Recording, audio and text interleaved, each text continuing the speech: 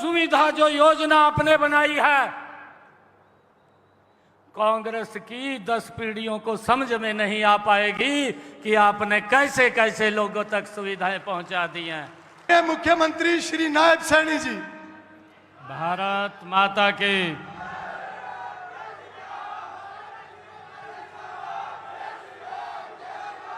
भारत माता के।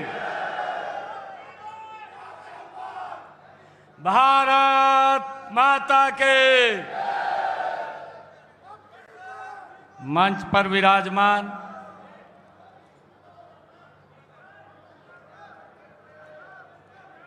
एक ऐसा व्यक्तित्व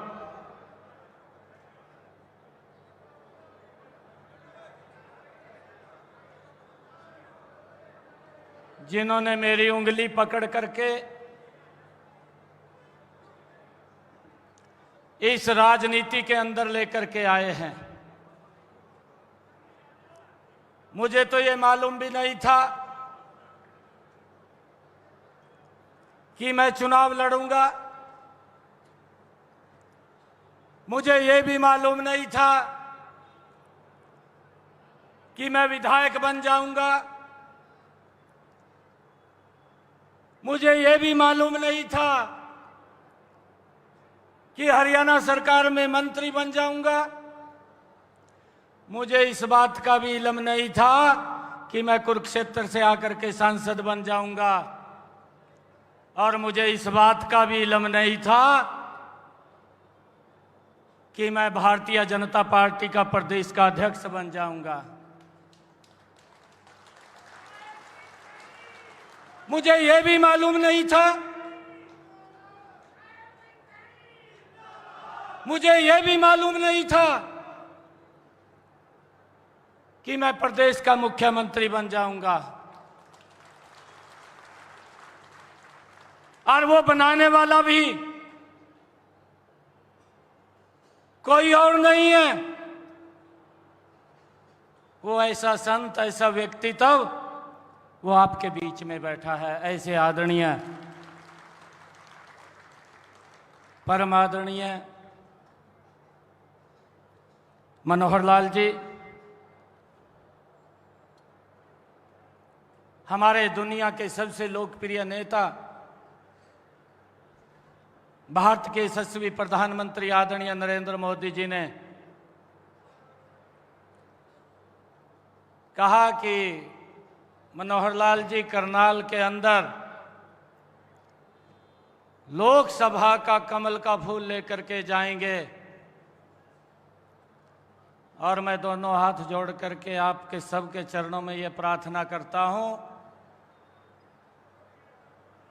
कि आप हर चीज को साइड में रख करके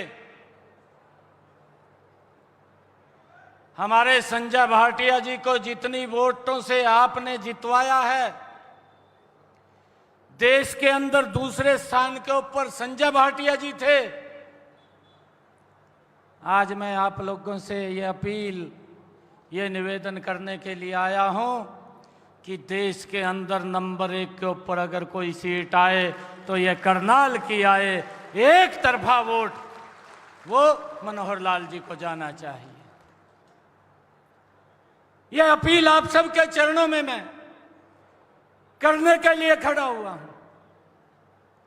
यह ऐसा व्यक्तित्व है, इसने अपने लिए काम नहीं किया, समाज को आगे बढ़ाने के लिए काम किया है। मेरा समाज कैसे आगे बढ़े, मेरा प्रदेश कैसे आगे बढ़े, दिन रात इन्होंने एक एक क्षण इस हरियाणा प्रदेश के लिए लगाया है। मैं देखता भी हूं ऐसी ऐसी योजनाएं बनी हैं। अभी मनोहर लाल जी कह रहे थे मन से कि विपक्ष के लोग ये बात बोलते थे कि इनको राज चलाने का एक्सपीरियंस नहीं है। मनोहर लाल जी, मैं आज इस मंच से खड़ा होकर के, ये करनाल की सरदारी बैठी है जो सुविधा, जो योजना आपने बनाई है,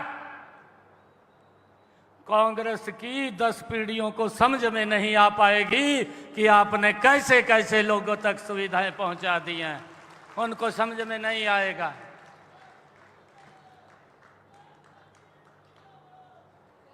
वो तो राज सिर्फ एक काम के लिए करते थे। उनकी सोच एक रहती थी कि मेरा परिवार कैसे आगे बढ़े। वो प्रदेश के बारे में नहीं सोचते थे। और आपकी सोच तो वो है कि मेरा कार्यकर्ता कैसे आगे बढ़े, मेरा प्रदेश कैसे आगे बढ़े, इस सोच को लेकर के आप काम कर रहे हैं। और आपने हरियाणा को एक नई दिशा देने का काम किया है। मैं सोच रहा था, मंच के ऊपर आदरणीय मुख्यमंत्री जी बोल रहे थे कि जब आदरणीय प्रधानमंत्री जी ने कहा कि आपने करनाल से चुनाव लड़ना है,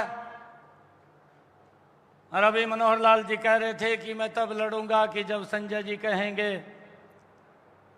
कि यहां से वो चुनाव लड़ें। संजय जी ने भी वो त्याग किया है, मनोहर लाल जी आपने भी वो त्याग किया है। अब मेरा रास्ता कहाँ है, ये आप लोग बताने का काम करें। मैं कहा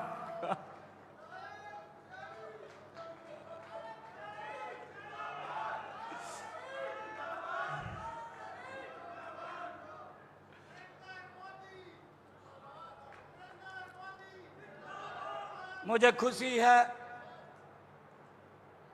मैं तो एक छोटा सा कार्यकर्ता था, पार्टी का काम कर रहा था, और पार्टी के ऊपर आपकी ही देखरेख के अंदर विभिन्न पदों के ऊपर रहा हूं। और जिस पद के ऊपर आपने जिम्मेवारी दी है, पूरी गंभीरता से उसको पूरा करने का काम किया है। आज भी आपने, आदरणीय प्रधानमंत्री जी ने, आदरणीय नड्डा जी ने जो ये जिम्मेवारी दी है, मैं आज हमारे जितने मंच के ऊपर नेता बैठे हैं, हमारे साइड में नेता बैठे हैं, और मेरे सामने जो मेरे एक ईश्वर के समान हमारे बुजुर्ग बैठे हैं, हमारे युवा साथी बैठे हैं, मैं आप लोगों को विश्वास दिलाता हूं कि इस जिम्मेवारी को भी 100% पूरा करेंगे। इसको कहीं दिक्कत किसी को नहीं आने देंगे।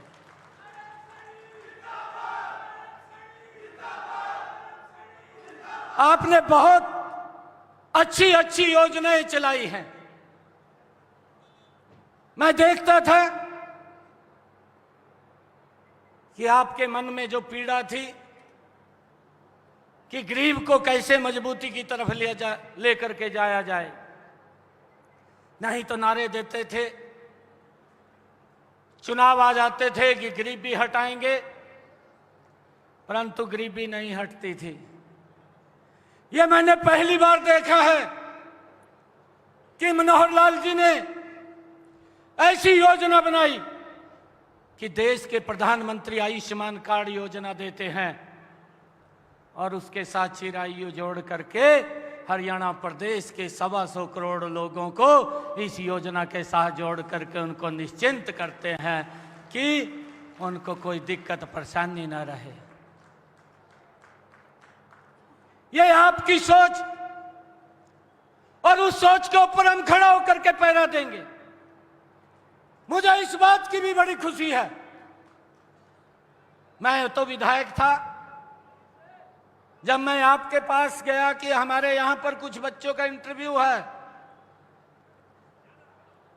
तो मनोहर लाल जी ने कहा कि अब आपकी नहीं चलेगी, अब तो हरियाणा के युवाओं की चलेगी कि जो इतने दिनों तक शोषण का शिकार होते रहे, अब वो इस बात का शिकार नहीं होंगे कि उनको नौकरी के लिए या माँ बाप को नौकरी के लिए किसी के दर के चक्कर काटने पड़े, किसी के दर के ऊपर जाना पड़े। कई बार माँ बाप को भी अपमानित होना पड़ता था और कई बार तो पैसा भी चला जाता था, नौकरी भी नहीं लगती थी। पर इस सिस्टम के अंदर जो आप सुधार लेकर के आए हैं, आज लाखों से ज्यादा युवा हमारे बिना पर्ची बिना खर्ची के हरियाणा सरकार के अंदर रोजगार लग गया है। आज किसी माँ बाप को किसी के दर के ऊपर जाने की जरूरत नहीं पड़ी है। ऐसा जबरदस्त काम जो आपने एक योजनाबद्ध तरीके से किया है, आज इस करनाल की सरदारी में जितने भी काम आपने किए हैं और प्रदेश के हित के अंदर किए हैं, मैं आपको विश्वास दिलाता हूं कि आपका बच्चा एक एक मिनट हरियाणा प्रदेश के लोगों के लिए लगा देगा, इन योजनाओं के लिए लगा देगा।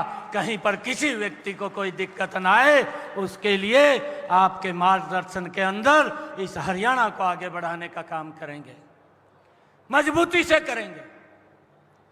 परंतु भाइयों, हमने इस बात को भी समझना है, आज ये यहां पर करनाल के इस लोकसभा घरौंडा के क्षेत्र के अंदर ये अभिनंदन समारोह रखा गया। ये अभिनंदन समारोह मेरा नहीं है, ये अभिनंदन समारोह तो आप सब लोगों का है, मंच पर बैठे हुए नेताओं का है, हमारे इधर बराबर में बैठे हुए नेताओं का है। आप सबका मैं दिल से धन्यवाद करता हूं। और ये विजय का शंखनाद भी है, आज यहाँ से ये विजय का शंखनाद भी है।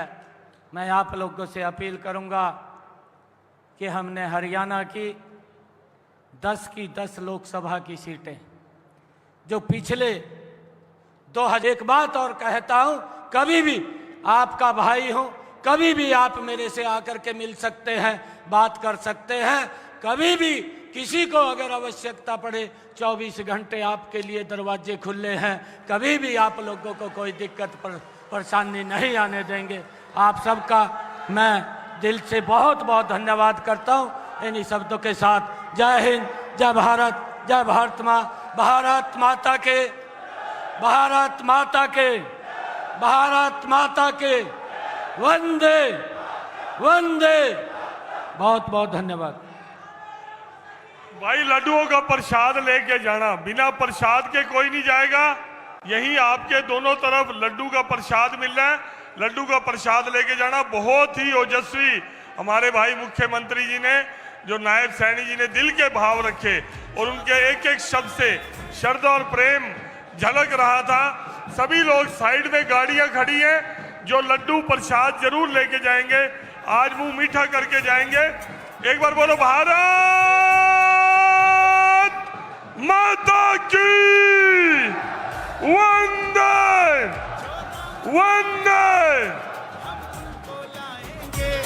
जो राम को लाए हैं। मैं दावे के साथ कह सकता हूं कि आज तक कभी भी किसी भी मुख्यमंत्री ने ना ही तो किसान के लिए ऐसा काम किया, ना ही गरीब के लिए ऐसा काम किया, ना ही गांव के लिए ऐसा काम किया, ना ही शहर के ऐसा काम किया।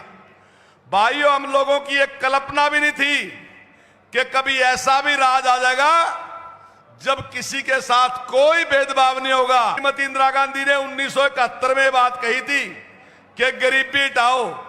अभी माननीय मुख्यमंत्री जी ने एक योजना शुरू की कि जिस आदमी की आमदन 1 लाख से कम है, हम उसको अपने पास बुलाएंगे और उसके लिए रोजगार की व्यवस्था करेंगे। वो लोन लेना चाहे